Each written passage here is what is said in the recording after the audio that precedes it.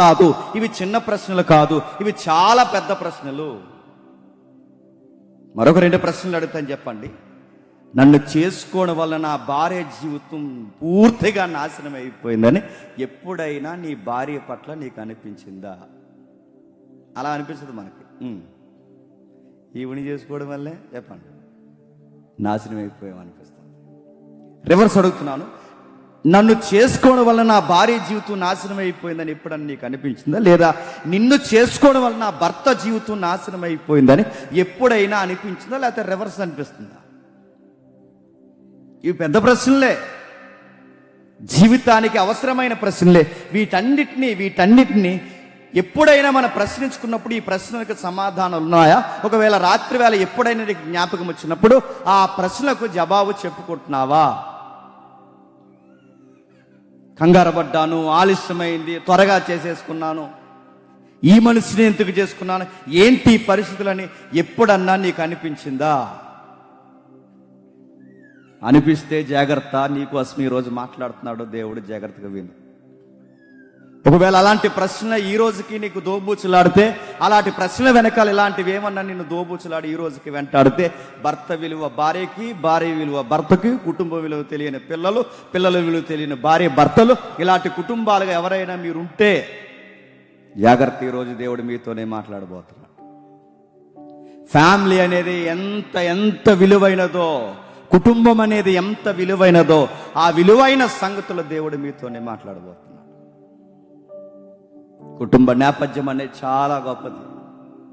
కుటుంబ నేపథ్యం అనేది దేవుడు చాలా కోరుకుని ఎంపిక చేసుకునే విలువైన సంగతి. అలాంటి గొప్పది కుటుంబ నేపథ్యం. 4 విషయాలు నేను చెప్తాను, జాగ్రత్తగా వినండి. ఒకసారి ఆ స్క్రీన్ షాట్ చూడండి. 4 విషయాలు కనబడతాయి, చూడండి. చూద్దాం ఒకసారి, Zoom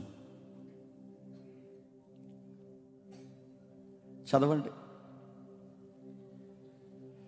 relation, revolution, reflection, resurrection.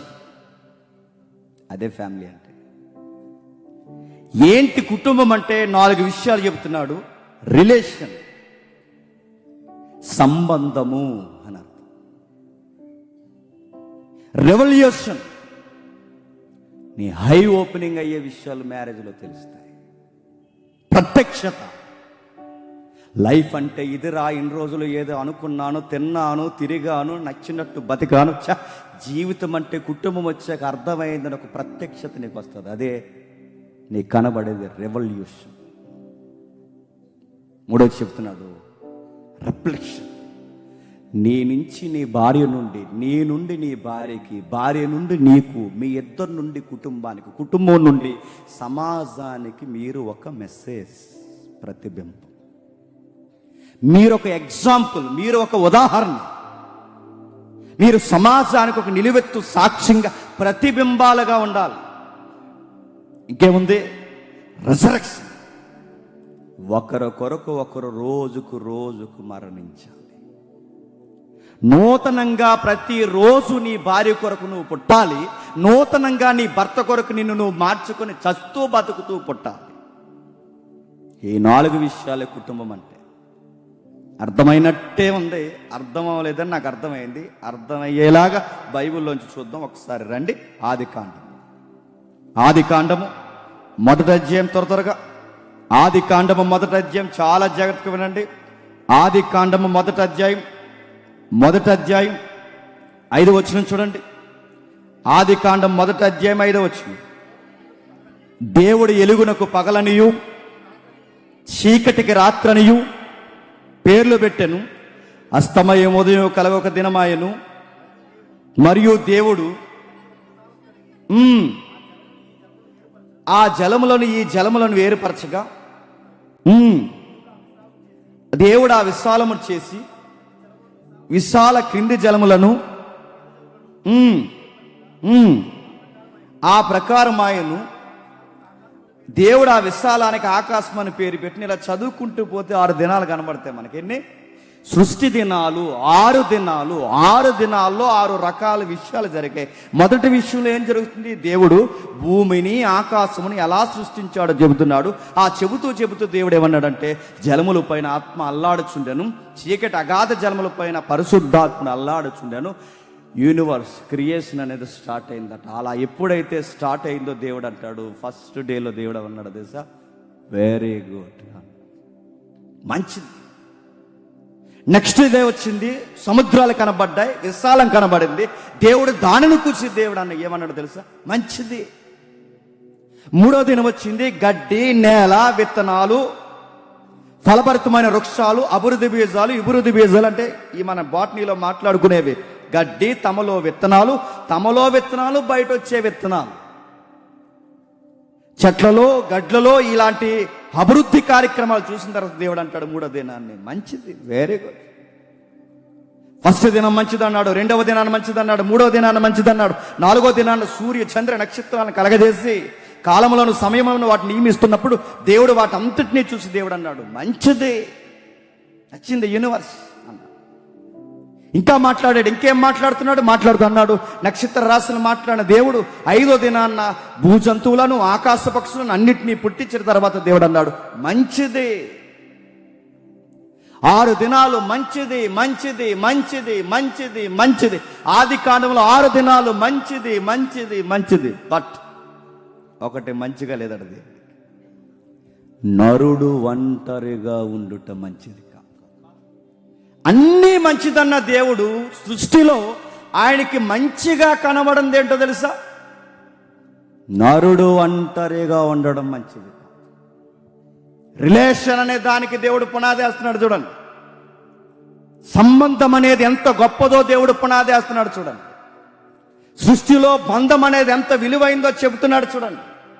మొదటి దినం మంచిదన్నాడు, రెండవ దినం మంచిదన్నాడు, 3, 4, 5, 6 దినాలు మంచివని 6వ దినాన మంచిని చేసిన దేవుడు అంటున్నాడు ఈడు ఇలా ఉండడం మంచిది కాదు. జంతువులను చూశాడు, పక్షులను చూశాడు, అన్నిటినీ చూశాడు, నరుడు ఒంటరిగా ఉండడం మంచిది కాదు. దేవుడు వెంటనే నిర్ణయించుకున్నాడు, వాడికి మ్యారేజ్ చేశాడు, వివాహం జరిగించి అన్నాడు ఇప్పుడు సృష్టి మంచిది. ఇంత పెద్ద గడ్డి, ఇంత పెద్ద వృక్షాలు, ఇంత పెద్ద విశ్వము, ఇంత పెద్ద సమాజము, ఇంత పెద్ద వ్యవస్థ, జంతుజాలము, రకరకాల వ్యవస్థలు ప్రారంభమైతే ఇంత పెద్ద విశ్వానికి దేవుడికి లోపంగా కనబడుతుంది నరుడు ఒంటరిగా ఉండడం మంచిది కాదని. అయితే ఆ లోపాన్ని భర్తీ చేసింది ఏంటో తెలుసా, మ్యారేజ్, వివాహం, పెళ్ళి. ఆ విషయాన్ని, పెళ్ళి అనేది సృష్టికే సౌందర్యం. అందుకే మన సాంగ్లో వస్తుంది, సృష్టిలోనే సౌందర్యమైనది నువ్వు పెట్టిన వివాహ వ్యవస్థ. మ్యారేజ్ అనేది లేకపోతే నేచర్కి బ్యూటీ లేదట, గమనించండి. వివాహం అనేది లేకపోతే ప్రకృతికి అందం లేదట. నువ్వేమనుకుంటావుంటే ప్రకృతి అందంగా ఉందని దాంతో సెల్ఫీలు తీస్తావు. దేవుడు ఏమన్నాడు తెలుసా, రే నువ్వు దాంపత్య జీవితం లేకపోతే సృష్టికే అందం లేదన్నాడు దేవుడు. మేఘాలు బాగున్నాయి, గట్టులు బాగున్నాయి, పిట్టలు బాగున్నాయి, చెట్లు బాగున్నాయి, నదులు బాగున్నాయి కాదు, దేవుడు అన్నాడు మీరిద్దరు కలిసి బతికితే బాగుంటుంది. అది కొండల కన్నా గొప్పగుంటుంది, నదీ పరివాహక ప్రాంతాల కన్నా గొప్పగుంటుంది. అందమైన మేఘాల కన్నా దాంపత్య జీవితం వీటన్నిటికన్నా అందమైంది. బంధాన్ని దేవుడు ప్రారంభిస్తుంది. ఇదిగో నువ్వు ఒంటరిగా ఉండకూడదు, నీకు ఒక గొప్ప బాధ్యత ఇస్తున్నాను. ఎంత బాధ్యత తెలుసా, సృష్టి నిర్మాణాన్ని బాగా వినండి. సృష్టి నిర్మాణం 6 మొదటి దినం, 2వ దినం, 3వ దినం, 4వ దినం, 5వ దినం, 6వ దినం. సృష్టి బాగా వినండి. సృష్టిని దేవుడు చేసిన తర్వాత ఈ కార్యక్రమాన్ని దేవుడు ఎలాగ ఆపేశాడండి చెప్పాలి. సృష్టి నిర్మాణం అంటే ఈ ప్రాజెక్ట్ని ఎలా ఎండ్ చేశాడు, ఎలాగ ఆపాడు, సృష్టి నిర్మాణాన్ని ఎలా ముగించాడో తెలుసా, మ్యారేజ్ చేసి ముగించాడు, ఫుల్ఫిల్ అన్నాడు. ఇంత పెద్ద సృష్టి నిర్మాణాన్ని దేవుడు ముగింపు ఎలా పలికాడు, సృష్టికి ముగింపు ఎలా పలికాడండి, వివాహం చేసిన తర్వాత సంపూర్ణమైంది అన్నాడు. ఆశ్చర్యకరమైన విషయం ఏంటో తెలుసా, సృష్టి ఆయన చేసి వివాహంతో, సృష్టి ఆయన చేసి వివాహముతో ఆయన సృష్టిని సంపూర్తి చేసి ముగిస్తే మరొక సృష్టి నిర్మాణాన్ని ఎవరి చేతుల్లో పెట్టాడో తెలుసా, భార్య భర్తల చేతుల్లో పెట్టాడు. దాన్నే ప్రోక్రియేషన్ అన్నారు. అంటే ఆయన చేసిన సృష్టికి కొనసాగింపు చేసే సృష్టికర్తలు ఎవరో తెలుసా? మనమే. ఆయన చేసిన సృష్టికి, అంటే ఆయన చేసిన సృష్టికి ఆ సృష్టి కొనసాగింపు, జనరేషన్ కొనసాగింపు, అంటే మిగిలిన సంతాన ఉత్పత్తి కార్యక్రమం, ఈ సృష్టి కార్యక్రమం ఎవరి చేతుల్లో పెట్టాడో తెలుసా? భార్య భర్తల చేతులు. అందుకే సృష్టి కార్యక్రమం చేసి అక్కడ ముగిస్తే కొనసాగింపు దేవుడు భార్య భర్తల చేతుల్లో పెట్టాడు. ఎంత ఆశ్చర్యం అండి! మనుషుడు కలిస్తే మరొక మనిషి పుట్టడం ఏంటి? మనిషి నుంచి మరొక మనిషి రావడం ఏంటి? ఎంతకుంటుందండి? సృష్టి నుంచి, బాగా వినండి, సృష్టికర్త సృష్టిని చేసి మనల్ని సృష్టములుగా పెడితే మన నుంచి మరొక సృష్టి అంట. ఎప్పుడన్నా పిల్లల్ని అలా చూడండి, నిద్రపోయినప్పుడు. మా పాపని నేను చూస్తాను, మీరు చూస్తారు లేదు, చూడండి. 2 ఫేసులు కనబడతాయండి వాళ్ళలో. అటు అమ్మలాగా కనబడుతుంటుంది, వాటి నాన్నలాగా కనబడుతుంటుంది. గాడ్ క్రియేషన్ ఏంటి చెప్పనండి, విచిత్రంగా ఉంటుంది. అమ్మ నాన్న ఇద్దరు కలిసి ఒక ప్రతిబింబాన్ని దేవుడు తయారు చేసి అలా ఇస్తాడండి. ఎంత బ్యూటిఫుల్గా ఉంటుందో, ఎంత ఆశ్చర్యంగా ఉంటుందో. ఆ బిడ్డను చూస్తుంటే అన్ని రకాలు, అంటే తల్లిగా కనబడుతుంటుంది, తండ్రిగా కనబడుతుంటుంది. అంటే దేవుడు సృష్టిని నీ ద్వారా కొనసాగిస్తున్నాడు. బంధం, భార్య ఒక బంధం, భర్త ఒక బంధం, పిల్లల ఒక బంధం, ఆశ్చర్యకరమైన బంధం. ఇలాంటి బంధంలో దేవుడు ఏమన్నాడు తెలుసా? నువ్వు స్త్రీగా ఉండు, నువ్వు పురుషుడిగా ఉండు. కానీ చాలా మంది ఏమనుకుంటున్నారు తెలుసా? స్త్రీగా పురుషుడిగా ఉండంటే, స్త్రీలు అన్నారట మొగోలుగా పుడితే బాగుండు అన్నారట. ఈ మధ్య కొంతమంది అదో రకములు తయారైపోయారు. ఆడికి చీర కట్టుకోవాలనిపిస్తుంది ఏటో మరి. ఆడ ఆడవాళ్ళ బట్టలు వేసుకుంటున్నాడు, రకరకాల పనులు చేస్తున్నాడు, ఈడేటర్ ఇలాగైపోయాడంటే ఆడు ఫీల్ అయిపోతున్నాడు. అనవసరంగా మొగ్గోడుగా పుట్టాను, ఆడపిల్లగా పుడితే బాగుంది. ఇంటర్వ్యూలు మళ్ళీ ఆడికి ఎవడన్నా అడగడు, ఆడికి మళ్ళీ ఇంటర్వ్యూలు. దరిద్రం ఏడు చెప్పినా దేవుడు సృష్టిలో నువ్వు ఆడపిల్లగా ఉండాలన్నది దేవుని యొక్క చిత్తం, నువ్వు మగపిల్లోడుగా ఉండాలన్నది దేవుని చిత్తం. ఆ జెండర్కే పేరు పెడతావంటే నువ్వు ఎవరికి లోపం చూపిస్తున్నావు తెలుసా? దేవుడికి లోపం చూపిస్తున్నావు. అది కానీ చదివినప్పుడు మీరు చదవండి. దేవుడు తన స్వరూపమందు స్త్రీనిగాను పురుషునిగాను, స్త్రీనిగాను పురుషునిగాను, దేవుడు తన స్వరూపమందు స్త్రీనిగాను పురుషుడిగాను చేశాడు. స్త్రీ పురుషుడు అంటే నువ్వు దేవుని స్వరూపం స్త్రీవైనా, నువ్వు దేవుని స్వరూపం పురుషుడివైనా, మీరు సాక్షాత్తు దేవుని స్వరూపం. మీరు ఎలా ఉండాలని, మీ రంగు ఎలా ఉండాలని, మీ ఎత్తు ఎలా ఉండాలని, మీ అందం ఎలా ఉండాలి, మీ పల్లవరస ఎలా ఉండాలి, మీ కళ్ళు ఎలా ఉండాలని, మీ ముఖ్యంత ఉండాలని, ఇదంతా కోరికని డిజైన్ చేసుకున్నది ఎవరో తెలుసా? దేవుడు. గుర్తుపెట్టు. తనలా చూడాలనుకున్నాడు, తన గుణగణాలతో చూడాలనుకున్నాడు. అలాంటి నిర్మాణాన్ని నువ్వు పేరు పెట్టుకుంటున్నావంటే నేనేమన్నా? అప్పుడప్పుడు అనేస్తుంటారు గొడవలు వచ్చినప్పుడు, ఈ భార్య భర్త మీకే, మీరు మగోళ్ళు అంటారు. మరి మీరేంటి డైనోసార్లా? మీకే మగోళ్ళు అంటే మగోడు ఎంత విలువైనోడో గుర్తుపెట్టుకోండి. ఆడపిల్ల కూడా దేవుని దృష్టిలో అంతే విలువైన. ఆడపిల్ల ఎంత విలువైనదో దేవుని దృష్టిలో మగపిల్లోడు కూడా అంత విలువైనోడు. వీళ్ళిద్దరి ద్వారా దేవుడు కోరుకున్నాడు, ఒక చక్కటి బంధాన్ని ఏర్పరిచాడు. ఏమంటున్నాడు చూడండి, 2వ అధ్యాయం 15 వచనం, త్వరగా 2వ అధ్యాయం 15 వచనం. మరియు దేవుడైన యెహోవా నరుని తీసుకుని ఏదైనా తోటను సేద్యపరచుటకును దాన్ని కాచుటకును దానిలో ఉంచెను. మరియు దేవుడైన యెహోవా తోటలో ఉన్న ప్రతి వృక్ష ఫలములను సేద్యపరచుటకును కాచుటకును. ఇప్పుడు చెప్పండి, కుటుంబ బాధ్యత అనేది ఎంతమంది మీద ఉందో చెప్పండి? ఇద్దరి మీద. కుటుంబం నాశనమైందంటే, కుటుంబం తేడాగా ఉందంటే, కుటుంబం పతనమైందంటే ఇద్దరిలో ఎవరిది బాధ్యత చెప్పండి? ఇద్దరిదే. కుటుంబంలో ఎవరైనా తప్పు చేస్తే దేవుడు అడిగే స్టైల్ చూడండి. ఆదాము తిన్నా అవ్వ తిన్నా, ఆదాము తప్పు చేసినా అవ్వ తప్పు చేసినా గుర్తుపట్టండి, దేవుడు ఇద్దరిని అడుగుతాడు. మా ఆయన వల్లే పాడైపోయిందంటే దేవుడు ఊరుకోడు, మా ఆవిడ వల్లే పాడైపోయిందంటే దేవుడు ఊరుకోడు. ఎందుకంటే మీరు సేద్యపరచాలంటే ఈ ఆజ్ఞ ఇద్దరికే. కాపలా కాయాలన్నా మీ ఇద్దరే, సేద్యపరచాలన్నా మీ ఇద్దరే. కుటుంబంలో ఏది జరిగినా, ఎవరి వలన డిస్టర్బెన్స్ జరిగినా దేవుడు ఒక్కరిని అడగడు, నిలదీసి ఇద్దరిని అడుగుతాడు. ఏం చేస్తున్నారని అడుగుతాడు. ఈ లోకల్ కోర్టులు, ఈ జడ్జి గారు, ఈ న్యాయ వ్యవస్థ ఒక్కరిని డిఫెండ్ చేసి అడుగుతుందేమో కానీ దేవుడు అడుగుతాడు, మీ ఇద్దరిదే బాధ్యత. ఫ్యామిలీలో నాదేమీ తప్పు లేదు, నాదేమి నీది తప్పు లేకపోవడం ఏంటి? ఆయన తప్పు చేసినా నువ్వు పనిష్మెంట్ తినాలి, నువ్వు తప్పు చేసినా ఆయన పనిష్మెంట్ తినాలి. ఇద్దరికీ దేవుడు సమానంగా పని. అందుకే తప్పు జరిగినప్పుడు అవ్వనే వదలలేదు. చెప్పండి, వదలడు ఆయన, గుర్తుపెట్టుకో. రిలేషన్ అంటే అదే. వ్యాధి ఎందును, బాధ ఎందును అదే రిలేషన్ అంటే గుర్తుపెట్టుకో. కష్టంలో, నష్టంలో, ఇబ్బందులో, సమస్యలో, బాధలో, డబ్బుల్లో, అప్పుల్లో, సమస్యలో, ప్రతి కన్నీటిలో, ప్రతి నవ్వులో ఉండేదే వివాహ బంధం అంటే ఏమనుకుంటున్నా? ఆయన బాధలు ఆయనయే, నా బాధలు నా అంటే నోర్మే తప్పదే. తన బాధలు తనవే, నా బాధలు నాదే. వండుతుంది బట్టలు నోర్మే, తన బాధ నీది కూడా. ఒకరి బాధలు ఒకరు, కలిసి నవ్వినా ఇద్దరు నవ్వాలి, నవ్వినా కలిసి ఇద్దరు నవ్వాలి, ఏడ్చినా కలిసి ఇద్దరు ఏడవాలి. ఒక ప్రయాణం పోయిన ఇద్దరు కలిసి నిర్ణయం తీసుకోవాలి. ఒక వస్తువు కొనాలన్నా ఇద్దరు కలిసి మాట్లాడుకోవాలి. ప్రతిదీ తనతో డిస్కషన్ చేయాలి. ఎందుకంటే దేవుడు రిలేషన్లో అదే పెట్టాడు. రిలేషన్లో అదే దేవుడు పెట్టాడు. బంధం ఏర్పరిచాడు దేవుడు. కలిసి చెయ్యాలి. ఏది చేసినా మీ ఇద్దరు ఏమాత్రం నిర్ణయాలు తేడాగున్నా, మీ ఇద్దరు ఏమాత్రం నవ్వడంలో తేడా వచ్చినా, ఒకరు నవ్వుతూ ఒకరు ఏడుస్తూ ఒకరు నవ్వునా, దేవుడు అన్నాడు జాగ్రత్త. తను ఏడుస్తే నువ్వెందుకు నవ్వుతున్నావు, నువ్వేడుస్తుంటే తనెందుకు నవ్వుతున్నాడు? ఫ్యామిలీలో కన్నీరు వచ్చిందంటే ఇద్దరికి సంబంధం ఉంది. కుటుంబంలో బాధ కలిగితే ఇద్దరికీ సంబంధం ఉంది. నవ్వులో ఇద్దరికీ సంబంధం ఉంది. ఆయన చేసిన అప్పుల్లో ఇద్దరికీ సంబంధం ఉంది.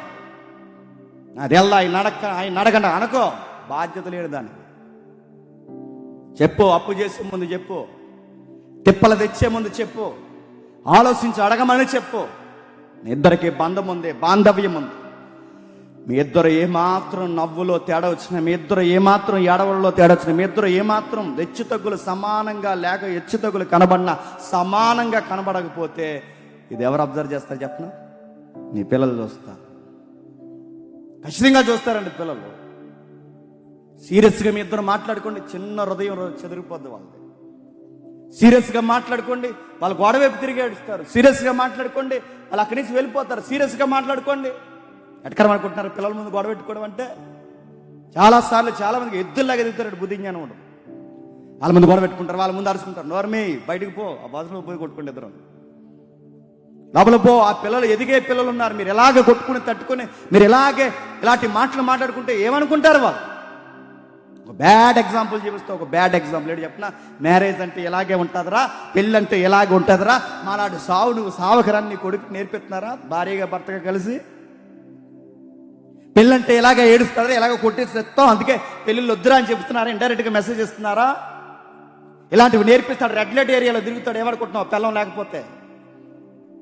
ఇలాంటివి నేర్పిస్తాడు. ఎక్కడ తిరుగుతాడు? నేను కావాలని అంటున్నాను. కొన్ని దరిద్రపు సెంటర్లో తిరుగుతాడు. హెచ్చిపోతాడు. ఏమనుకుంటున్నావు? పాడి పనులు చేసి సుఖవేదలు వచ్చేస్తాడు. ఈ కొడుకు పోతాడు. ఏమనుకుంటున్నావు? పిల్లలకు బ్యూటీ నువ్వు ఎందుకు చూపించలేకపోతున్నావు? ఎందుకు కనబరచలేకపోతున్నావు? కొట్టుకోవడమే సంసారం అనుకుంటున్నారా? తిట్టుకోవడమే సంసారం అనుకుంటున్నారా? నడుతున్నాను. పిల్లలు జాగ్రత్త. మీ బంధాలు సరిగ్గా ఉంటే, మీ పిల్లల బంధాలు సరిగ్గా ఉంటే దీన్నే రిలేషన్ మెయింటైన్ చేయడం అంటారు. దాన్నే బంధము మెయింటైన్ చేయడం అంటారు. ఇది ఉండాలి మ్యారేజ్. రెండోది ఏంటో తెలుసా? రెవల్యూషన్, ప్రత్యక్షత మాట్లాడుతున్నాడు. ప్రత్యక్షత అంటే ఆదాముకు ప్రత్యక్షత వచ్చిందట పెళ్ళిలో. ఏమొచ్చింది చూడండి ఒకసారి.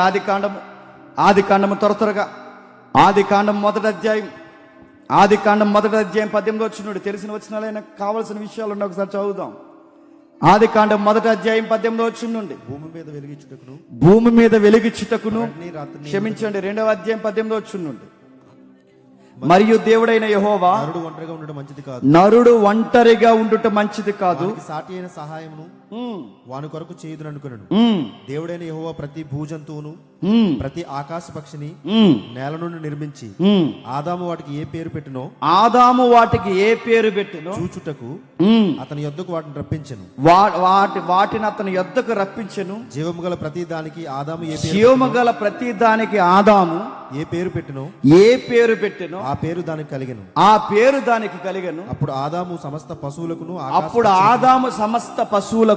ఆకాశ పక్షులకును సమస్త భూజంతువులకును పేర్లు పెట్టెను. ఆగుదాం, బాగా వినండి. మొదట ఈ 18 వచ్చిన ఏమన్నాడండి? నరుడు ఒంటరిగా ఉండుట మంచిది కాదు. మరి మంచిది కాదన్నాడు వెంటనే పెళ్లి చేయాలి కదండి. పెళ్లి వెంటనే ఎందుకు చేయట్లేదు? ఎందుకంటే పెళ్లిలు తెలియనోడికి పెళ్లి చేస్తే పిల్లని ఏం చేస్తాడు? రాసి రంపాన్ని ఎడతాడు. పెళ్లిలు తెలియనోడికి వెంటనే పెళ్లి చేస్తే ఏం చేస్తాడు? ఆ పిల్లని విలువగా చూడలేడు. భార్య విలువ తెలిసే వరకు పెళ్లి జోలికి పోకూడదు. అదే ప్రత్యక్షత అంటే. ఆదాముకు తెలియాలి ఇప్పుడు ప్రత్యక్షత. ఏం ప్రత్యక్షత? ఒంటరిగా నరుడు ఉన్నాడన్న సంగతి నాకు తెలియడమే కాదు, ఆడు ఎంత ఒంటరిగా ఉన్నాడన్న సంగతి నరుడైన వాడు కూడా తెలియాలి. మ్యాచింగ్స్ పెట్టాడు దేవుడు. మ్యాచింగ్ ఎవరు వచ్చారో తెలుసా? పులి వచ్చింది, నక్క వచ్చింది, పిల్లి వచ్చింది, కుక్క వచ్చింది, అన్ని రకాలు వచ్చాయి. చూస్తున్నాడు, పేర్లు పెడుతున్నాడు. అద్భుతంగా ఉంటుందండి. పేర్లు పెట్టాడు, రకరకాలు పెట్టాడు, పేర్లన్నీ పెట్టాడు. నేను అనుకుంటానండి మ్యాచింగ్స్ అవి. ఆదాముకి ఫస్ట్ మ్యాచింగ్స్ అవి. చూశాడు, పులి మ్యాచ్ అవ్వదు. ఏ వచ్చినా జంటలుగానే వస్తున్నాయి. ఆ జంటల మధ్య ఒంటరిగా ఉన్నది ఎవరో తెలుసా? ఆదామన్నాడు. అరే ఇల్లు ఆడ మగ ఉంది, జెండర్స్ ఉన్నాయి ఇందులోని. జెండర్స్ అంటే ఆడ ఉంది, మగ ఉంది. ఇక్కడ ఆడ ఉంది, మగ ఉంది. పిల్లులు ఆడ ఉంది, మగ ఉంది. కుక్కలు ఆడ ఉంది, మగ ఉంది. ప్రతి జంతువుకి ఆడ మగ జెండర్ ఉంది. నేను మగే ఉన్నాను. ఆడేది దౌడ్ రేజ్ అయింది ఆదాం. అన్ని జంటలుగా ఉన్నాయి, అన్నీ బాగున్నాయి, అంతా చక్కగా ఉన్నాయి, పేర్లు పెడుతున్నాం. మరి నాకేది తోడు? రేజ్ అవ్వాలి ఆదాం. అందుకే తీసుకొచ్చాడు. అంతే తీసుకొచ్చిన తర్వాత అబ్జర్వ్ చేసుకుంటున్నాడు. తన స్కిన్ ఒకలా ఉంది, పులిది ఒకలా ఉంది. తన శరీరం ఒకలా ఉంది, పిల్లి ఒకలా ఉంది. తన శరీరం ఒకలా ఉంది, కుక్క ఒకలా ఉంది. స్కిన్ చూసుకుంటున్నాడు, యాటిట్యూడ్ గమనిస్తున్నాడు, చూసుకుంటున్నాడు. జీనియాలజీలో కొన్ని విషయాలు, అంటే బయాలజీలో ఒక విషయాన్ని మాట్లాడాడు. చూసి ఏమన్నాడు తెలుసా? నిద్రపో అబ్బాయి, నీకు చాలా క్వశ్చన్స్ స్టార్ట్ అయిపోయినా అనుకున్నాడు దేవుడు. రెస్ట్లోకి వెళ్ళాడు. రెస్ట్లో నుంచి ఇలా లేచిన వెంటనే కనబడ్డది. ఎవరు? అమ్మల్ని కన్నా అమ్మ, అవ్వమ్మ. అంతే. మరి చెట్టెక్కి పాడాడో పొట్టెక్కి పాడాడో పాట నాకు తెలియదు. కానీ అప్పుడప్పుడు అలా హిమాలయాలకు పోతుంటారు సడన్గా, చూసారా? డ్రీమ్లో హిమాలయాలకు పోతారు కదా, అలా పాటలు పాడు, అలా పాడు, ఇలా పాడు. కానీ పాట మాత్రం చాలా అర్థవంతంగా పాడాడండి. అందులో బయాలజీ ఉంది. ఆయన పాడిన పాటలో బయాలజీ ఉంది. ఆయన పాడిన పాటలో మీరు జాగ్రత్తగా అబ్జర్వ్ చేయండి. సెల్స్ గూర్చిన భాగాలు మాట్లాడాడు. ఏమన్నా తెలుసా? నా ఎముకలలో ఎముక, నా మాంసములో మాంసమా. ఏంటిది? ఎందుకు అలా అంటున్నాడు? నా ఎముకల్లో ఎముక, నా మాంసంలో మాంసం ఎందుకు అంటున్నాడు తెలుసా? నా ఎముక వేరు, నా ముందొచ్చిన పులి ఎముక వేరు. నా ఎముక వేరు, నా ముందుకొచ్చిన ఈ నక్క ఎముక వేరు. నా శరీరం వేరు, ఈ జంతువుల శరీరం వేరు. నా శరీరం వేరు, ఈ జీవుల శరీరం వేరు. ఇప్పుడు నాకు సరైన మ్యాచింగ్ వచ్చింది. సేమ్ స్కిన్ అన్నాడు. నా ఎముకలాగే ఉంది నా ఎముక, నా మాంసంలాగే ఉంది మాంసం. కరెక్ట్ మ్యాచింగ్ వచ్చింది. అంతే, ఇంకా పాటే. వెంటనే పాట పాడాడు. తను మాట్లాడుతున్నాడు చూడండి. జీన్స్ కోసం మాట్లాడుతున్నాడు, కణ విభజన కొరకు మాట్లాడుతున్నాడు, సెల్స్ కోసం మాట్లాడుతున్నాడు. ఇంకేంటో తెలుసా? జెండర్ ఏంటో డిసైడ్ చేశాడు. జెండర్ నువ్వెవరో తెలుసా? నారీ, స్త్రీవు నువ్వు. జెండర్, నేను పురుషుణ్ణి, ఇది నా జెండర్. నువ్వు స్త్రీవి, ఇది నీ జెండర్. అది ఎంత బాగా అర్థమైపోయిందంటే, అది అర్థమయ్యేంత వరకు దేవుడు ఏం చేయలేదు చెప్పండి. చేయలేదు. గుర్తుపెట్టుకో. మీకే బ్యాచిలర్ చెప్తున్నాను వినండి. మీకు పెళ్ళిళ్ళు అంటే ఏంటో అర్థం కావాలి అంటే, భార్య అంటే ఏంటో వాల్యూ తెలిసేంత వరకు పెళ్లి చేయలేకపోకండి. పెళ్లి మీద అవగాహన లేకపోయినా, ఒంటరితనం యొక్క విలువ తెలియకపోయినా, దేవుని యొక్క ప్రత్యక్షత మీకు లేకుండా పెళ్లి చేసుకుంటే మీకు ఇసుకెత్తిపోయి ఆ వచ్చిందాన్ని ఏడిపించి పడే సూసైడ్ చేసుకునేలా చేసేస్తారు మీరు. చివరికి నీ టార్చర్ తట్టుకోలేక, చివరికి భరించలేక ఆ రకరకాల విషయాలకి రకరకాల నేరాలు జరిగిపోతాయి. కొంతమంది వయసు మళ్ళీ బుద్ధి పెరగదండి, తల్లిదండ్రులకు అలా అన్నారట. మాట వింటలేదండి, ఎదవా పెళ్లి చేశారు అన్నారట. ఆడు 5 ఏళ్ళు పెంచితే మీ మాట వింటలేదు, ఇప్పుడు ఆ పిల్ల మాట వింటాడు. 5 ఏళ్ళు పెంచితే మీ మాటే వింటలేదు, ఇప్పుడు ఆ ఎరగని దాన్ని తెచ్చి ఇడికి చేస్తే వాడు వింటాడా? Water tank ఎక్కించేస్తాడు, వింటాడా? ఈడు టార్చర్ దొరకలేక గ్యాస్ స్టవ్ మీద కూర్చుంటుంది, వెళ్ళి వింటాడా? నా ఇష్టమే, నేను ఎలాగా ఉంటానే, నీ దిక్కున్న కాడు చెప్పుకోవే, నువ్వెవరువే నాకు చెప్పడానికి ఉంటుంది సాంగ్లో. నువ్వెవరు నాకు చెప్పడానికి పో అంటాడు. ఎందుకంటే వీడికి వివాహం విలువ తెలియదు, వీడి కుటుంబం విలువ తెలియదు. ఇలాంటి గాలోడికి నీ కూతురునిచ్చి పెళ్లి చేస్తే నిలబడతాయనుకుంటున్నావు బంధాలు. అందుకే ఆదాముకి దేవుడు అర్థమయ్యేలా చెప్పాడు, ఇదిగో ఇదిగో పులి నీకు మ్యాచ్ అవుతుంది, ఇదిగో నక్క నీకు మ్యాచ్ అవుతుంది, ఇదిగో పిల్లి నీకు మ్యాచ్ అవుతుంది. నీకు మ్యాచింగ్ ఈ యూనివర్స్లో లేదు, ఇప్పుడు వచ్చింది కలుదేరు మ్యాచింగ్. అప్పుడు అన్నాడు, నా ఎముకల్లాగా ఉన్నాయి, నా మాంసంలాగా ఉంది, సేమ్ మనిషిలాగే నాలాగే ఉంది, కాకపోతే కొంచెం జెండర్ తేడా ఉంది. ఆమె నారి, నేను పురుషుడిని. దేవుడు అనుకున్నట్టే జరిగింది. ఏంట్రా అబ్బాయి, ఇన్ని రోజులు ఒంటరిగా ఉన్న నా జీవితానికి దేవుడు ఒక తోడు పంపించాడని తనకు అర్థమైంది. ఆ కథలో క్షమించండి, ఆ కథాంశంలో జాగ్రత్తగా మనం చూడగలిగితే, ఆదాము నిద్రపోయి లేచిన తర్వాత అవ్వ కనబడిన వెంటనే పాటలు పాడాడు. ఫ్యామిలీ కూర్చున్నా కనుక సరదాగా కోసం అడుగుతుందని ఏమనుకోకండి. నీ భార్యను చూసి నీకు ఎప్పుడైనా పాట పాడాలనిపించిందా? అనిపించట్లేదా? ఎప్పుడు అనిపించలేదా? అయితే మరి ఏం చూస్తే అనిపిస్తుంది? చెప్పండి. అరే నీ వైఫ్ని చూస్తే నీకు పాట పాడాలని అనిపించలేదు, నువ్వు చాలా తేడాగా ఉన్నావు, గుర్తుపెట్టుకో. నీకు ఆవిడ ఎలా కనబడుతుంది? నీ హీరోయిన్ ఆవిడ. నీకు ఆవిడని చూస్తే పాట పాడాలనిపించలేదా? నిన్నే పక్కన కూర్చొని చూడు. అదే కూర్చోమన్నాను. అమ్మాయి మిమ్మల్ని అడుగుతున్నాను, ఎప్పుడైనా అబ్బాయి మిమ్మల్ని చూసి పాట పాడా? పక్కనుంటే పోయా అంటున్నాడా? నడుతున్న నీ రిలేషన్లో మన తండ్రిని చూడు, ఆదాము తన భార్య కళ్ళ ముందుకు వచ్చినట్టు ఎంత సంతోషంగా పాట పాడుతున్నాడండి.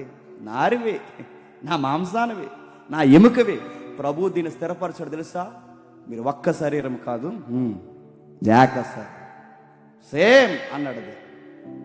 మీరు ఒకే శరీరం, ఒకే మనుషులు, ఒక్కటే. ఆదాము తన భార్యను చూసినట్టునే ఎంతగా పొయిటిక్గా మాట్లాడుతున్నాడు. ఎప్పుడైనా నీ భార్యని పొగిడావా? ఈ పాట రాస్తున్నప్పుడు నాకు జతగా ఈ లాయర్ కూర్చున్నాడు, లాయర్ శేఖర్ ఎక్కడున్నాడు? కూర్చున్నప్పుడు, ఒరే యవనస్తుల్లో నుంచి మ్యారేజ్లోకి తీసుకెళ్ళి మన మెసేజ్ ఇది కాన్సెప్ట్, ఇలా రాద్దాం పాట అంటే మంచి పొయిటిక్గా ఉండే కొంచెం పదాలు ఎవడన్నా చూడరు, చక్కగా ఎక్కిద్దాం దీన్నంటే ఆడ ఏకంగా ఏం రీతి చెప్పినా నక్షత్రంలో ఉన్నావు, చంద్రుల్లో ఉన్నావు. నాకు డౌట్ వచ్చాడు, మరి ఎప్పుడన్నా మీ ఆవిడ చెప్పేవన్నీ అని అడిగాను. ఇప్పుడు ఇలా అవుతున్నాయి, నీకు ఎలా అవుతున్నాయిరా? తర్వాత సుధాకర్ వచ్చాడు, ఎప్పుడన్నా మీ ఆవిడకి చెప్పేది ఇలాగా? అడుగుతున్నా, చెప్తాను ఆగండి వాళ్ళ ఇద్దరికన్నా. ఎంత కవిత్వాలు ఎక్కడి నుంచో తెస్తున్నారు, ఎప్పుడన్నా వాళ్ళకి చెప్పారా? నేను అడుగుతున్నాను ఎటకరంగా సీరియస్గా, నీ భార్యను పొగుడు. ఎందుకంటే మనం ప్రపంచంలో పొగిడితే పొగడదగ్గ వ్యక్తులు మన లైఫ్లో ఇంపార్టెంట్ పర్సన్స్ ఎవరైనా ఉన్నారంటే నన్ను నమ్మొచ్చిన భార్య. నేను తన్న పొగడపోతే ఇంకెవరిని పొగడ. బుజ్జి అంటావో, బజ్జీ అంటావో, బంగాళదుంప అంటావో, నువ్వేమంటావు అనబ్బా, నీ భార్యను నువ్వు ఎంత ప్రేమిస్తున్నా, సీరియస్గా చెప్తాను, మీ ఎటకారం తీసుకుంటున్నారు, నేను సీరియస్గా చెప్తున్నాను. నీ భార్యని ఎంత పొగిడితే దేవుడు అంత ఆనందిస్తాడు మిమ్మల్ని చూసి, తెలుసా? అలా ఉండండి రా అనుకుంటాడు దేవుడు. అలాగే ఉండండి. నీ భార్య నువ్వు ఎంత పొగిడితే దేవుడు అంత ఆనందపడతాడు. పొగుడు, తన్న పొగడపోతే ఇంకెవరిని పొగుడుతావు? కానీ తను పొగుడుతాడా? నువ్వొచ్చాక మా కొంప ఎలా తయారైందంట. నువ్వొచ్చాకే, అంతకుముందు మేము బాగానే ఉండవు, వచ్చావు తగలడ్డావు, ఎట్టావు భూతంలాగా కొంపలో అడుగు. ఇవన్నీ దేవుడు చూస్తాడు తెలుసా? నీ భార్యని ఏమంటున్నావో చూస్తాడు. అందుకేనండి ఈ వాక్యపు భయం ఉంటే, ఇది మీకు అర్థమైతే, నీ భార్య నువ్వు పొగట్లేదన్న విషయం నీకు అర్థమైతే, తనని గౌరవించట్లేదన్న విషయం నీకు అర్థమైతే, అలా తిరిగి నేను అడుగుతున్నాను, సిగ్గు లేకుండా ఏదో టైంలో సరదాగా సారీ అని చెప్పండి. దేవుని దృష్టికి మంచిది అది. నిజంగా చెప్తున్నాను, దేవుని దృష్టికి మంచిది అది. క్షమాపణ అడగండి, ఎందుకంటే ఆమె నీ పార్ట్నర్. నేను నమ్ముకుని వచ్చింది, తనకి క్షమాపణ చెప్పు, సారీ అని చెప్పు. ఎందుకంటే నీ భార్యని దేవుడు నమ్మించాడు నీకు. నీ లైఫ్లో ఎవరైనా విలువైన వ్యక్తులు, నీ లైఫ్లో ఎవరైనా బ్యూటిఫుల్ పర్సన్, నీ లైఫ్లో అందమైన సొగసైన సౌందర్యం కలిగిన ఎవరైనా ఉన్నారంటే నీ భార్య, నీ భార్య, నీ భార్య అంతే. ఈ మాట ఈ జనరేషన్ సరిపోయినట్టు వాడుతున్నాను ఏమనుకోకండి. నీ లైఫ్లో హీరోయిన్ ఎవరైనా ఉందంటే నీ భార్య అంతే. ఐశ్వర్య వచ్చి ఎదురుగా నిలబడినా నీకు మీ ఆవిడే నచ్చాలి, గుర్తుపెట్టుకో. అంతే, దేవుడే ఏర్పరిచిన బంధం అంతే. ప్రపంచ అందగత్తులు సుందరులు అందరూ వచ్చి మిస్ యూనివర్స్లో, ఆ యూనివర్సిటీ, ఇండియన్ యూనివర్సిటీలో ఉన్నారు కదండి, జిల్లా యూనివర్సిటీ కూడా వచ్చేసారు ఈ మధ్య. మిస్ యూనివర్స్ ఇండియా, జిల్లా, రాష్ట్రం ఏవైతే ఉన్నావో ఎంతమంది ఈ మిస్ యూనివర్స్లో వచ్చి నిలబడినా నా లైఫ్లో ఒకే ఒక యూనివర్స్లో ఉన్న ఒకే ఒక్క హీరోయిన్ ఎవరు చెప్పండి? నా భార్య. మీరు ఏ ఫీల్ అనుకుంటున్నా తెలియదు, కానీ భార్యని అలా ఊహించుకుంటే చెప్తున్నాను, దేవుడు చాలా ఆనందిస్తాడు నేను బట్టి. ఎందుకంటే నువ్వు భార్యను ప్రేమించాలి, నీ భార్యను ప్రేమించాలి, నువ్వు భార్యని ప్రేమించాలి. దరిద్రం వేడి చెప్తున్నా, భార్యను ప్రేమించరు. ఆడెవడో పిల్లిని ప్రేమిస్తున్నాడు, పిల్లిని. నాకు మా ఆవిడ కన్నా పిల్లి అంటే ఇష్టమేనండి అన్నాడు. ఎవరో ఒక ఆయన బాధపడుతూ చెప్పాడు, వాళ్ళ ఇంటికి వెళ్ళారట, చూసారు లేదో సోషల్ మీడియాలో వీడియో. వాళ్ళ ఇంటికి వెళ్ళిన వెంటనే చూడండి, రిలేషన్ బంధాలు ఎలా కోల్పోతున్నారు. వాళ్ళ ఇంటికి వెళ్ళిన వెంటనే పిల్లి వచ్చిందంటే, ఏ ఇలారా బుజ్జి ఇలారా అన్నాడు. బుజ్జి అంటే ఆవిడే పిల్లే ఇలా వచ్చింది. అంకుల్ వచ్చాడు చూడు అన్నాడట. ఎవరు వీడు? దీనికి కూడా దేనికి జీవిని పిల్లికి అంకులు నేడు అనుకున్నాడు ఆడు. పిల్లికి అంకున్నాడు, పిల్లికి అంకుల, కుక్కలకి అంకులమా? ఎవరిని ప్రేమించాలి నువ్వు? పిల్లుల్ని కుక్కల్ని కాదు అయ్యా ప్రేమించాల్సింది, చెప్పు. నీ భార్యను ప్రేమించు. ఆ పిల్లుని పిలిచి అన్నాడట, ఎవరు వచ్చారో చూడు, అంకుల్ వచ్చాడు అన్నాడట. దానికి అంకుల్ అయితే అక్కడికే చచ్చిపోవాలనిపించింది అడిగి. కొంతమంది కుక్క పిల్లలతో పిల్లి పిల్లలతో చెప్తాడు, చూడు అన్నయ్య వచ్చాడు చూడు. అన్నయ్య ఎవరికి అన్నయ్య? నేను కుక్కకి అన్నయ్యనా? నేను మీ బంధాల విలువ మీకు తెలుస్తుందా? దాన్ని ప్రేమించండి, వాడిని ఆదరించండి, వాడు ముద్దు ముచ్చట పెట్టండి. కానీ ఎన్ని జంతువులు ఉన్నా మనకి జీవితంలో విలువైన బంధం అక్కడే, చెప్పండి, నీ భార్య భర్త అంతే. ఏ బంధాలైన తర్వాతేనండి, ఏ బంధాలైనా తర్వాత అండి, ఏవైనా తర్వాతనండి, ఏవైనా తర్వాతే మన బంధాలు. అందుకే ఆదామవ్వలకి దేవుడు పెళ్లితో ఆగిపోలేదు. దేవుడు ఏమన్నా తెలుసా? ఆదామవ్వలకి పెళ్లితో ఆపేయకుండా దేవుడు అన్నాడు, కొనసాగించండి. నా సంకల్పం ఒకటి ఉంది, మీరు ఒంటరిగా ఉండకూడదు, ఈ భూమిని నిండించండి. నేను ఎందుకు పెళ్లి చేయాలనుకున్నానంటే, ఆదాము నువ్వెందుకు ఒంటరిగా ఉండకూడదు అనుకుంటా, ఆదాము ఈ భూమిని మనుషులతో నింపాలి, ఇది నా చిత్తం, అందుకే పెళ్లి. ఇది నా చిత్తం, అందుకే మీకు పెళ్లి చేస్తున్నాను. ఇదిగో ఇది మీ ఇది నా చిత్తమే కాదు, మీ చిత్తం అని కూడా భరించాలి. బైబిల్లో మరొక పదం వాడాడు ఇద్దరికి, సాటైన సహాయం. సాటైన సహాయం. సాటైన సహాయం అంటే ఎందులో సాటైన సహాయం అండి? సీరియస్గా వినండి, ఎందులో సాటైన సహాయం? అప్పులలో కూడా సాటైన సహాయమే, బాధల్లో కూడా సాటైన సహాయమే, జబ్బులలో కూడా బాధైన సహాయమే, పండగలో కూడా సాటైన సహాయమే, కష్టంలో కూడా సాటైన సహాయమే. ప్రతి విషయంలో నాతో ఉండే ఒకే ఒక్క పర్సన్ నా భార్య భర్త మాత్రమే. మీరు ఎవరినన్నా చూడండి, మనకు బాధ కలిగితే, మనకి ఏదైనా నష్టం కలిగితే ఆ బాధని మనలాగే ఫీల్ అయ్యేది ఎవరైనా ఉన్నారంటే మన జీవిత భాగస్వామి తప్ప ఎవరు ఉంటారు? మనం నవ్వుతే వాళ్ళు నవ్వుతారు, మనం ఏడిస్తే వాళ్ళు ఏడుస్తారు. ఎందుకండి అలా ఉన్నారని అడుగుతారు వాళ్ళు. అర్థం చేసుకున్న భార్య అయినా, అర్థం చేసుకున్న భర్త అయినా మనం నవ్వుతే నవ్వుతారు. అందుకే సాటైన సహాయాలుగా ఒకరికొకరు ఉండాలంటే ఎక్కడెక్కడ సాటైన సహాయం? అప్పులైనా, బాధలైనా, కష్టంలైనా, జబ్బులైనా, పండుగలైనా, పబ్బులైనా, నష్టాలు, కష్టాలు, ఎందులైనా, చివరికి జరిగిన తప్పుల్లోనైనా ఇద్దరికి సమానమైన సహాయకులే. అంతే. నీ ఫ్యామిలీలో ఏదో మిస్టేక్ జరిగింది అనుకోండి, ఆయనదొక్కడదే కాదు, చెప్పండి, నీది కూడా, నీదొక్కదాందే కాదు, ఆయనది కూడా. మీరందరూ కలిసి ఇలా బతకాల్సిందే. అదే భార్య భర్తల బంధం అంటే. ఇంకేమని రాశాడు త్వరగా చూద్దాం. ఎఫెసీయులకు రాసిన పత్రిక, ఎఫెసీయులకు రాసిన పత్రిక, త్వరగా ఎఫెసీయులకు రాసిన పత్రిక 5వ అధ్యాయం, ఎఫెసీయులకు రాసిన పత్రిక 5వ అధ్యాయం 22వ వచనం చూడండి. స్త్రీలారా ప్రభువుకు వలె మీ సొంత పురుషులకు లోబడి ప్రభువునకు వలె మీ సొంత పురుషులకు లోబడి ఉండుడి. క్రీస్తు సంఘమునకు శిరసై ఉన్న ప్రకారము క్రీస్తు సంఘమునకు శిరస్సై ఉన్న ప్రకారము పురుషుడు భార్యకు శిరసై ఉన్నాడు. పురుషుడు భార్యకు శిరస్సై ఉన్నాడు. జాగ్రత్తగా వినండి, ఇక్కడ మనకు కనబడుతుంది రెవల్యూషన్ ప్రత్యక్షత అయింది. ఏం ప్రత్యక్ష అయింది ఆదాముకి? ఆమె మనిషే, నాలాంటిదే, నాలాగే ఏడుస్తుంది, నాలాగే బాధపడుతుంది. నాకు హృదయానికి ఎన్ని బాధలు అవుతున్నాయో తనకు కూడా బాధలు ఉంటాయి.